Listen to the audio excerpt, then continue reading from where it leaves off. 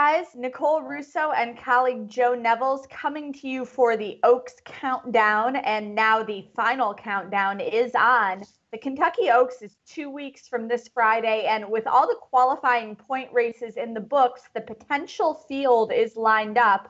Let's take a look at those final point standings. Remember, 14 can start in the Kentucky Oaks. Entries are taken Monday, April 30th. At that time, there may be up to 4 also eligibles. So here are your current top 14 who are confirmed to be targeting the Oaks, plus those who are on deck. And at first glance, what strikes me about the potential field, Joe, is the parity once you get beyond those who we consider our top contenders. And the fact that there's really no one where I'm thinking, oh no, she didn't make the field. Obviously, Dreamtree, Caledonia Road had their setbacks where they were declared, but there was really no filly chasing the points who didn't get them. Yeah, I agree with you. That's like you said, there's nobody that I really feel bad about not being there right now. The bubble horses right now, the first one in and the last one out are both trained by Brett Calhoun. Ashland third place runner-up Patrona Margaritas in 14th right now, ahead of Classy Act, who hit the board in a couple of fairgrounds preps. Going further down the bubble list, Princess Warriors, the next one out, having earned her points with a third in the Gulfstream Park Oaks and a second way back in the Alcibiades Stakes.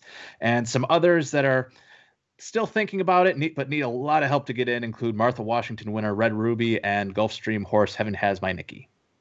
Yeah, Red Ruby, really unfortunate, had a minor injury that caused her to miss that last points race in the fantasy. As far as kind of starting to handicap the Oaks, here's how we've sorted out those fillies on our top contenders list. You'll see, looking at the top 5, that our top 3 are unchanged, and probably expect them not to change depending on how pre-race training goes. Monomoy Girl, Midnight Basoo, Eskimo Kisses. Sassy Sienna moved into the top 5 based on her solid win in that final points race, the fantasy. And Wonder Godot, who started out on our top 3 in February, came dangerously close to dropping off the list at times, back in our top 5 with a strong performance.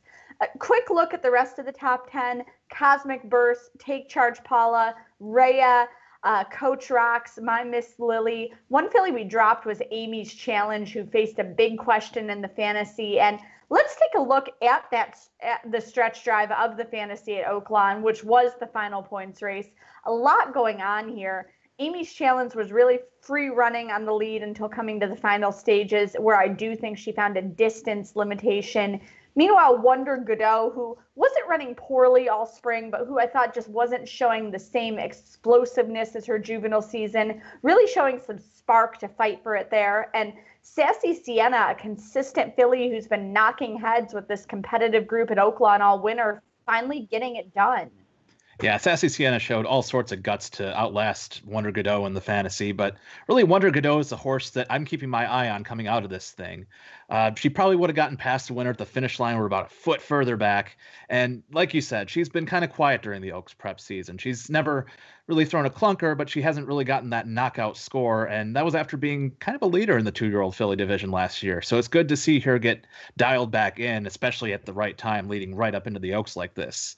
Now, right now, the connections on the bubble, your bubble connections right now, ought to be keeping close watch on the actions of third place runner Amy's Challenge very, very closely. After the race, trainer Mac Robertson said he's keeping all of his options open, but he's leaning 80% toward the grade 2 8 Bell Stakes on Oaks Day, which is a 7-furlong sprint, and he's leaning 20% toward the Oaks itself. The way she ran in the Oaklawn preps, really getting out to the lead there and really showing some raw power, raw speed. I think Amy's Challenge has the potential to be a transcendent performer around one turn, and I hope her connections get the party started in the 8 Bells.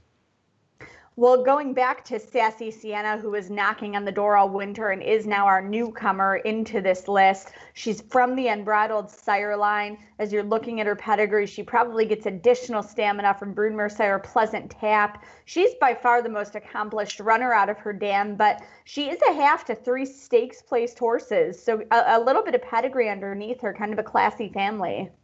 It's a bit of fun here. Now, Sassy Sienna is by a midshipman who was the champion 2-year-old male of 2008 and won that year's Breeders' Cup Juvenile, so there is some two-turn potential there. However, his foals have averaged a winning distance of about 6.7 furlongs, which is on the lower side when you're looking at two-turn contenders. He's probably best known for siring turf sprinter Lady Shipman.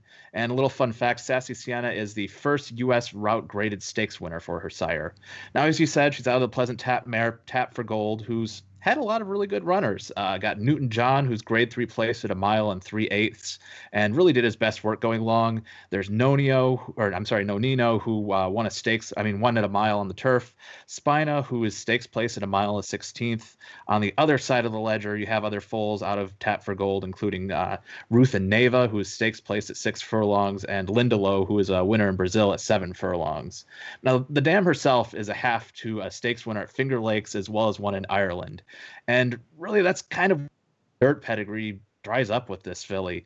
It's a lot of European influence on this, not a ton of high-level U.S. dirt influence. A lot of group stakes winners in Europe, and even a South African champion in Golden Horde, who won in South Africa twice.